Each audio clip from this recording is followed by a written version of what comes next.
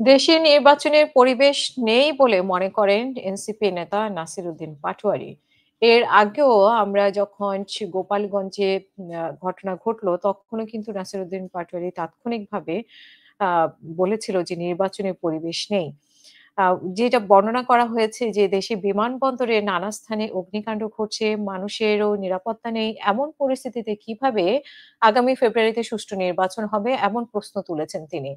এবং আজকে তিনি বলেছেন যে ব্যবসায়ীদের কারখানা কেউ যদি জ্বালিয়ে দেয় এবং রাষ্ট্রর কোনো সেক্টরে নিরাপত্তা দিতে না পারে তাহলে কিভাবে রাষ্ট্র একটা জাতীয় নির্বাচন দিকে এগোচ্ছে। ভোটার তালিকা সঠিক না হলে নির্বাচনের প্রশ্নবিদ্ধ হবে। যদি নির্বাচন কমিশনার মন মর্জি মতো এসি চালায়, মানে নির্বাচন কমিশন চালায়, তাহলে তাদের পদত্যাগে বাধ্য করতে হবে। তিনি আরো বলেন যে নির্বাচন কমিশনের কর্মকর্তারা প্রবাসী ভোটারদের নামে ফুর্তি করছে। নির্বাচন কমিশন চাইলে আন্তরিক হলে ১ মাসের মধ্যে ভালো নির্বাচন সম্ভব। তিনি আরো বলেন যে বাংলাদেশে যে অবস্থা, এই অবস্থাতে কিভাবে ক্রেডিবল নির্বাচন হবে কারোর নিরাপত্তা নেই। কোন সেক্টরে নিরাপত্তা নেই। তাহলে কিসের ভিত্তিতে নির্বাচন হবে? ফেয়ার নির্বাচন দেওয়া সম্ভব নয়। এই পরিস্থিতিতে ফেব্রুয়ারিতে কিভাবে নির্বাচন হবে? তিনি বলেন যে শাপলা নয়, নতুন নির্বাচন কমিশন প্রতিষ্ঠিত করতে এসেছি আমরা। ১.৫ কোটি মৃত ভোটারের কি হবে? কমিশনের ৪ ভাগে বা কমিশন ৪ ভাগে ভাগ। জুলাই সনদ নামে প্রতারণা করা হয়েছে। এই কমিশনের আওতায় কিভাবে ভোটে যাব আমরা? আমরা কমিশনের পদত্যাগ দাবি করছি এবং প্রবাসীদের ভোটারের নামে তারা বিদেশে আমোদ ফুর্তি করছে, তারা ঘুমিয়ে আছেন, এমনটা বলেছেন।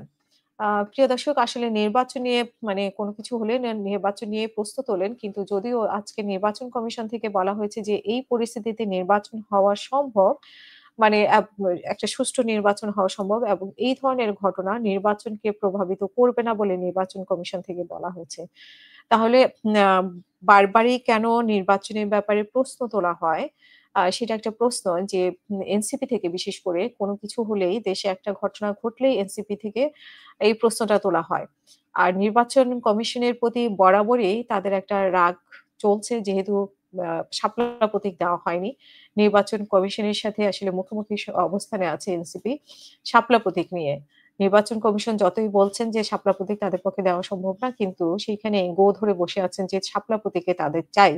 তো সেইখানে নির্বাচন কমিশনকে বিভিন্নভাবে বিতর্কিত করার চেষ্টা করছে নাকি আসলে নির্বাচন কমিশন বিতর্কিত? এই প্রশ্ন এখন জনগণের মনে যে শুধু এনসিপি কি নির্বাচন কমিশনকে বিতর্কিত করছে কিনা?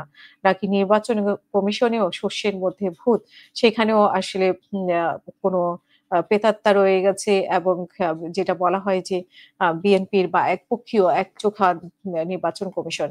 সেটা আসলে সময় বলে দেবে। সবাই ভালো থাকবেন। আসসালামু আলাইকুম।